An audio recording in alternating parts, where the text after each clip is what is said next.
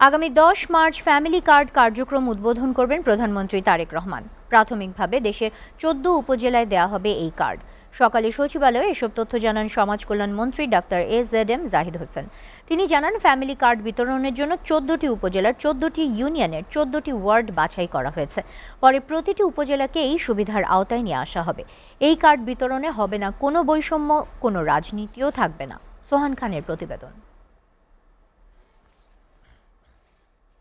তারেক রহমানের সভাপতিত্বে অনুষ্ঠিত হয় ফ্যামিলি কার্ড বিতরণ সংক্রান্ত ও নিউমুরিং কন্টেইনার টার্মিনাল প্রকল্প নিয়ে মন্ত্রিসভার বৈঠক।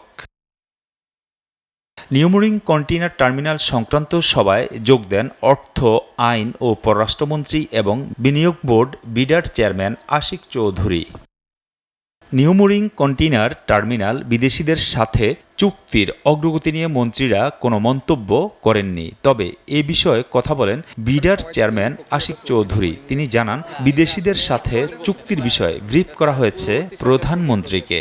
ইন্টারিম চুক্তির পক্ষে ছিলেন বা বিপক্ষে ছিলেন ব্যাপারটা না। আমি আবারও বলছি যে যদি জাতীয় স্বার্থ রক্ষা করে কোনো ধরনের চুক্তি করা সম্ভব হয়, শুধুমাত্র সেক্ষেত্রেই আমরা চুক্তিটা করব, এরকম কথা ইন্টারিমের সময় বলা হয়েছিল।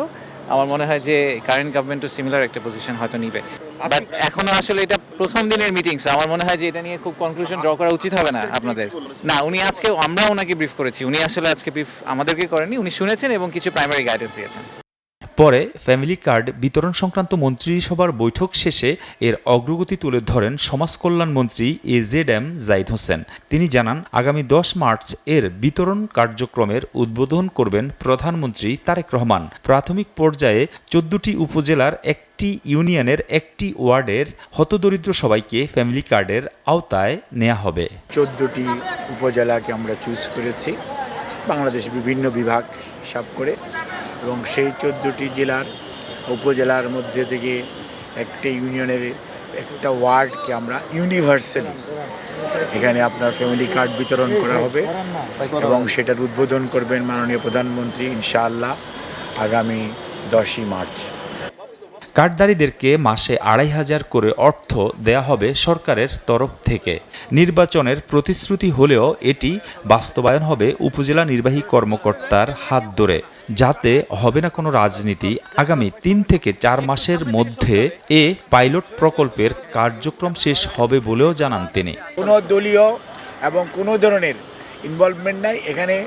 প্রোগ্রামটা রাজনৈতিক, কর্মসূচি বাস্তবায়ন করবে সরকার এবং সরকারি কর্মকর্তা কর্মচারী উপজেলা পর্যায়ে এই ইউনিয়ন নেতৃত্বে আমাদের বিভিন্ন কর্মকর্তারা আছেন, তাদের নেতৃত্বে কমিটি থাকবে। ইউনিয়ন পর্যায়ে আমাদের বিভিন্ন ডিপার্টমেন্টের সরকারি কর্মচারীরা আছেন, তাদের নেতৃত্বে কমিটি থাকবে। সার্বজনীন এই প্রকল্পে নির্বাচিত সরকারের প্রতিশ্রুতি অনুযায়ী পর্যায়ক্রমে সবাইকে এই কার্ডের আওতায় নেয়ার কথা জানান সমাজ কল্যাণ মন্ত্রী এজেডএম জাহিদ হোসেন। একটা উপজেলা প্রথমেই পুরো উপজেলা দেওয়া যাবে না। সোহান খান, এসএটিভি, ঢাকা।